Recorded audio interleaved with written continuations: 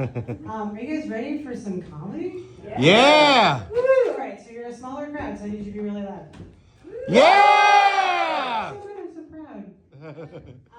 I got some tattoos last weekend. It's Woo! very exciting. Just little ones. I got one on my hand, I got one on my ankle. And I have a couple more, but I realized that I hadn't gotten any tattoos since before COVID. And there was a 3 before my age at that point, and now there's solidly a 4 in front of my age. And I didn't think about that. Like when I was making the appointment to get the tattoos, no big deal.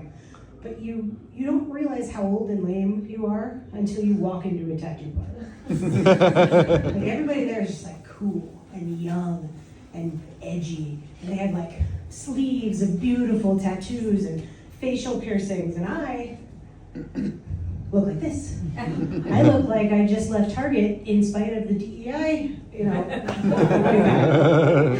I came in with my emotional support Stanley Cup and a fanny pack, for God's sake. I looked like I got lost on the way to Starbucks. Like I went on a quest for an iced coffee and I ended up in a parallel universe. Like, protein cold foam here. And I quickly started to turn into my parents when I was there. Picture your parents at a tattoo parlor. That was me. Like all of a sudden I just felt like I was just like really annoyed and like a little judgy about everything, but also just like super worried and nervous. And then like I couldn't stop talking, but then I got cold, and then I had to pee, but I couldn't stop not complaining about what the bathroom looked like. It was definitely my parents at a and they were playing really loud music, like super heavy death metal, like whoa, sickening. And outwardly I was trying to be like, cool, sweet tunes, yeah, cool. And on the inside I was like, well, this is relaxing. You call this music? Don't they know if they listen to this, they're gonna have hearing loss when they're my age? Couldn't they play something like Taylor Swift? She seems like such a nice girl. And then also I found myself just like very worried about the lifestyle choices of the people working at the tattoo parlor. Like my artist had 2 cigarette breaks while I was there. And another guy that was there was on his second like giant Monster energy drink of the morning. He was vaping in the corner, and then the other artist was just like hunched over and contorted, trying to like work on her client, and it hurt my back just looking at it. So I'm more concerned about their well-being than mine at this point, which is crazy because I was about to let a stranger draw on me forever with a sharp object. And I'm more concerned about people's lungs and whether their workstations are ergonomic. So, and as in true turning into your parents' style, I just want to like lecture them about their lifestyle choices, which is ironic because I'm the old lady getting 2 visible tattoos. So it made me really think, like, is getting a tattoo in your mid-40s too much? Like, am I trying too hard? Nah. Yes, the answer is yes.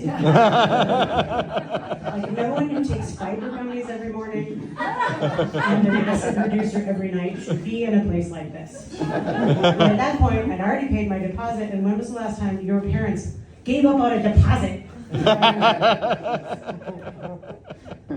My current husband is in the audience tonight. Yeah. Hello. I joke. Okay, I say he's my current husband because he is my second husband, but he is the best husband I've ever had. I mean, I got a tattoo for you. Yeah. And after my divorce, I was in my mid to late 30s and dating. I was on the apps, which is a terrible experience. And after like 2 years of apps and like swiping and bad dates, I was like, that's it. I'm going to chuck my phone into the ocean. I'm going to be single forever. I'm going to adopt a bunch of dogs. I'm going to move to a farm because dogs like farms. So when I met my now husband, I didn't know about it. Because he did this really weird thing. He texted me back in a reasonable amount of time. So of course, I'm like, this guy's an axe murderer. Cannot be trusted. No, it turns out he's just nice. Weird. So now I'm off the apps forever, and thank God, because it turns out farms are a lot of work. My husband's also the funniest person you'll ever meet. Not on purpose, however. See, he has some short-term memory issues, you know what I mean? So he doesn't remember conversations you have with him. And this is not the cliche of a man not remembering what his wife tells him. No, he doesn't remember conversations with most people. But it lends itself to some funny moments. Like, for example, I used to live by a restaurant that had bachata dancing on Sunday night. And the first time we drove by that restaurant together, he said, "Ooh, bachata. It's like a slow, sexy salsa."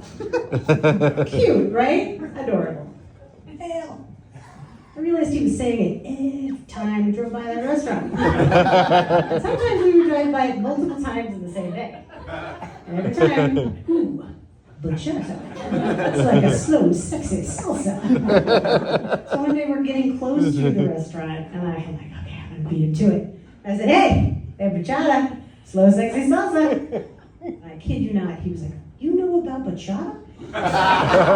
Do you know where we can do that?" My husband's also really into cars. So car, specifically the Toyota Camry. He loves his, and he'd love to get you in one today. He was really excited when we get one as an Uber. And not too long ago, we were at a McDonald's drive-thru, and he got in the longer of two lines so we could park behind the new Camry, and he could talk to me about the taillights. Every time he sees one, I'm not mad at that Camry.